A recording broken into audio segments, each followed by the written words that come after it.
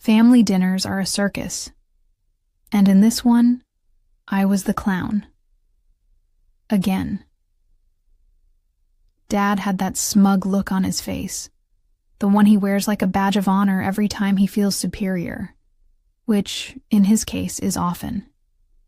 He carved his steak like it was a performance, and not a cow, pausing only to throw one of his patented backhanded compliments across the table. "So, what do you do now, Emily?" he asked, wiping his mouth like my existence left a stain. I glanced at my plate.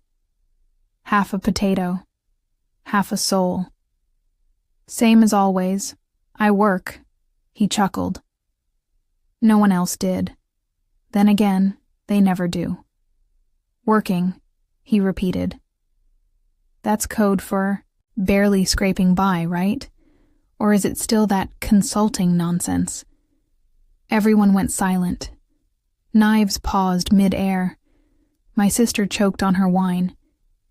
My mother blinked twice like a possessed Barbie. And me? I smiled, because I'd rehearsed this, over and over. But I didn't expect the timing to be this perfect. Dad went on, like a drunk preacher in a chapel of egos. "I just worry, you know? You're 33, unmarried, no kids, and still floating around like you're trying to find yourself. You used to be so smart." There it was. The classic bait and humiliate. He always starts with, "I worry," and ends with, "You're a disappointment." Maybe if you stopped pretending to be important and got a real job, things would turn around, he added. I blinked. "You mean like your job?" I asked, arching a brow.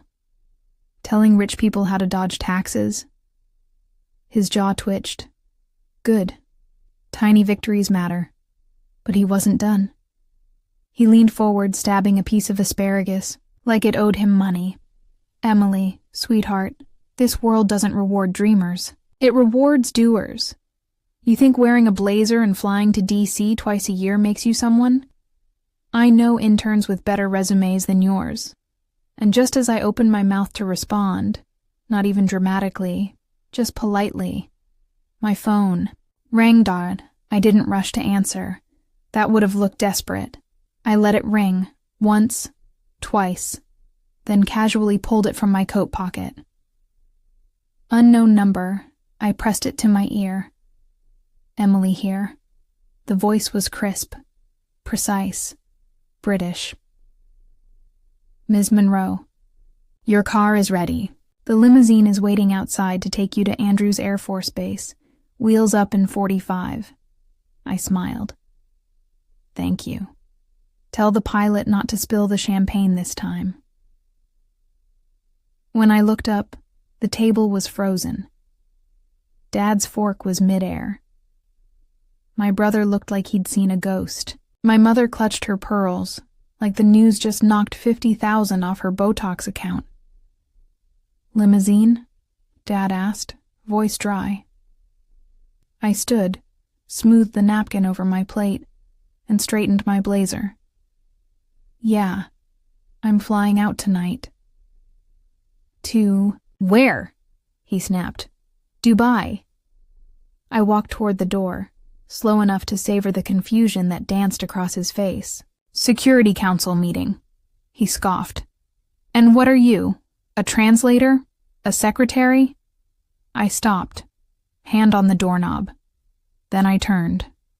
"No, Dad. I'm the one they call when oil prices spike, when foreign negotiations hit a wall, when the Pentagon needs someone they can trust." I smiled wider.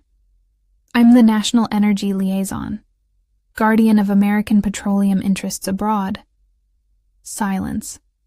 "I don't need a real job, Dad. I am the job." Then I walked out, calm, graceful. The quiet behind me was the best applause I'd ever heard, and as I stepped into the limousine, I already knew. This was just the beginning. The door closed behind me with a soft thud. muffling the chaos I left in the dining room like a well-sealed secret. The soft leather seat of the limousine hugged me as I sank in, a silent sanctuary from the familiar battlefield of family judgment. The driver adjusted the rearview mirror, glanced back, and offered a polite nod. No words, just the quiet hum of the engine.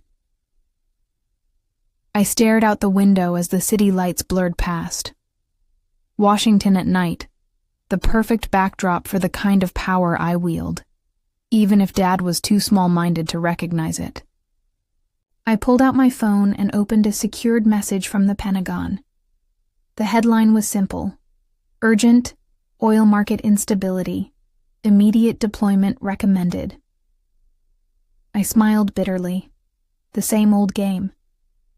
While Dad played king of the backyard, barbecue, I played guardian of the country's most valuable resource, and I was damn good at it. A ping from the limo's discreet console reminded me I had 20 minutes before landing. 20 minutes to savor my little victory. But I wasn't done. Not even close. Back at the house, I knew the remnants of my humiliation were still hanging in the air like burnt toast. Dad would be retelling the story in excruciating detail to his golf buddies, adding embellishments like an amateur novelist with no sense of irony. I could almost hear his voice. She's delusional. Thinks she's some kind of energy czar. The last time I checked, my daughter couldn't even fix a leaky faucet. The difference is, I don't fix faucets. I fix crises. National crises. My phone buzzed again. Another encrypted message. This one from the Secretary of Energy. Excellent. Work tonight. Keep your head up. We need your expertise. I chuckled. Dad's opinion was like a penny, cheap and destined to be forgotten. As the limo sped through the night, my mind raced. The perfect revenge wouldn't be petty insults or public humiliation. That was too easy. That was Dad's game. No, my revenge had to be clean, precise, and irreversible. 3 hours earlier, before the dinner disaster, I had done something Dad never expected. I quietly finalized a deal that would shift billions in oil contracts. A deal that made some very powerful people in Washington and Riyadh nod in approval. A deal that would make headlines in a few days, but for now was under wraps. That deal wasn't just business. It was personal. I planned to use it as leverage. The limousine slowed as we approached Andrews Air Force Base. I straightened my blazer again, masking the adrenaline that buzzed under my skin. The flight crew was waiting for me, eyes sharp, professional, like I was more than just a passenger. I was the mission. As I boarded the jet, I felt the weight of expectation. I was the unsung hero nobody in my family knew existed. The ghost behind the curtain. The woman who controlled the fate of nations, while Dad controlled the thermostat at family dinners. I sank into my seat, closed my eyes for a moment, and let the reality sink in. I was about to disappear for a week. Disappear from their petty judgments and small minds. The flight was smooth, the kind of efficiency that reminded me why I loved this job. When you deal with oil and power on a global scale, every second counts. The stakes are high, and failure is not an option. I pulled out my tablet and checked the latest market reports. Prices were fluctuating, tensions rising. My role was to calm the storm, to be the steady hand behind the scenes, and I intended to be ruthless about it. Meanwhile, back home, I imagined Dad's face as he finally realized what he'd done.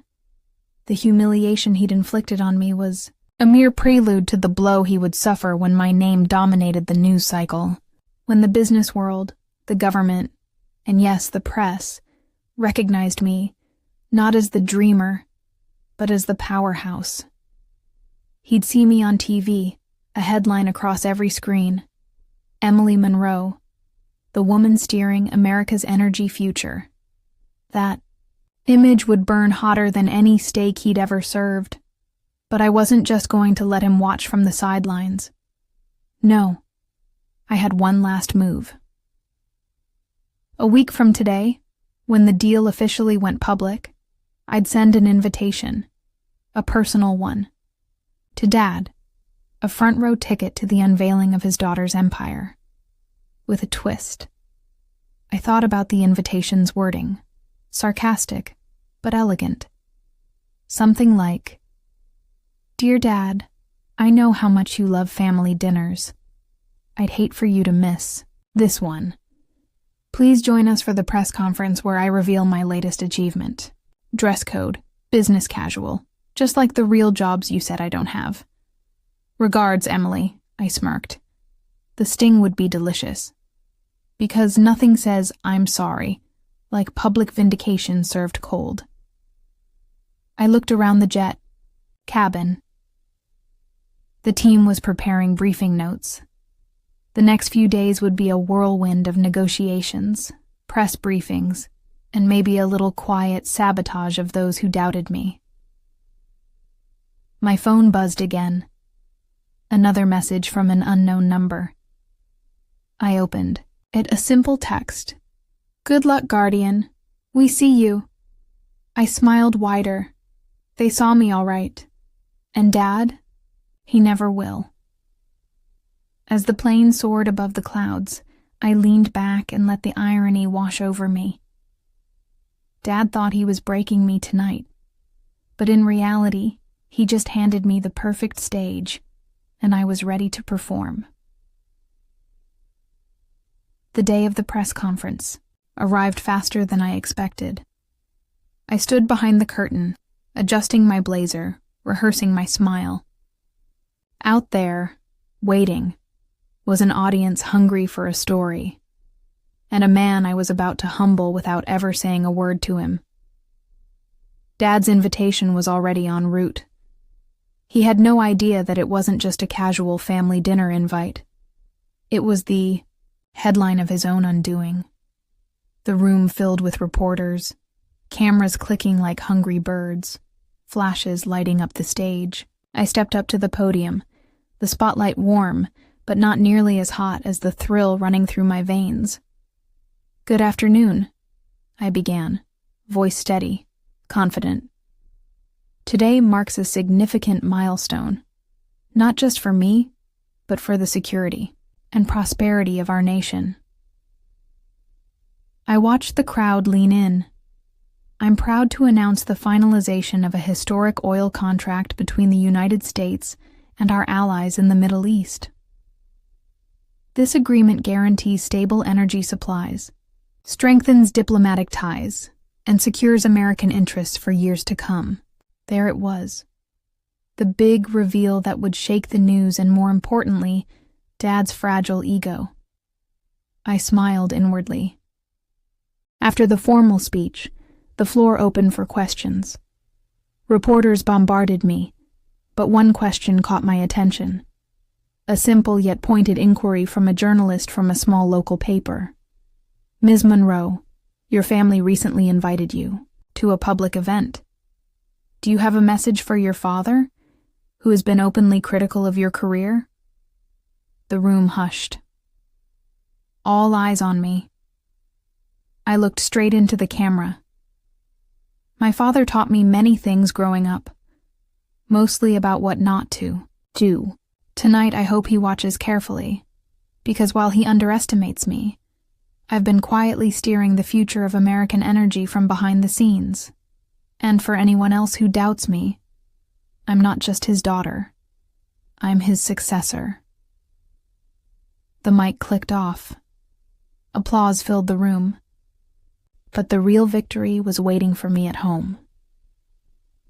That evening, I returned to the house where the echoes of last night's humiliation still lingered like stale smoke. The door creaked open, and I was greeted by a scene straight out of a soap opera. Dad, flustered, pacing. Mom, whispering on the phone, probably trying to spin the news to the neighbors. And my sister, avoiding eye contact, like I was some alien species. I handed Dad the invitation. Not the dinner invitation, but a thick envelope bearing the seal of the Department of Energy.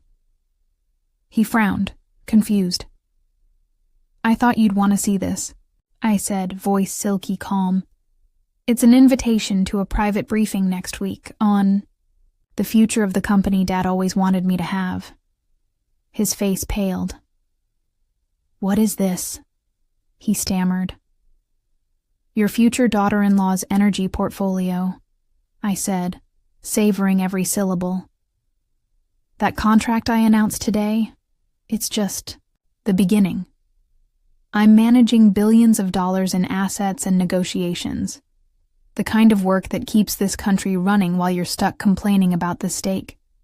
He swallowed hard. "You can't be serious."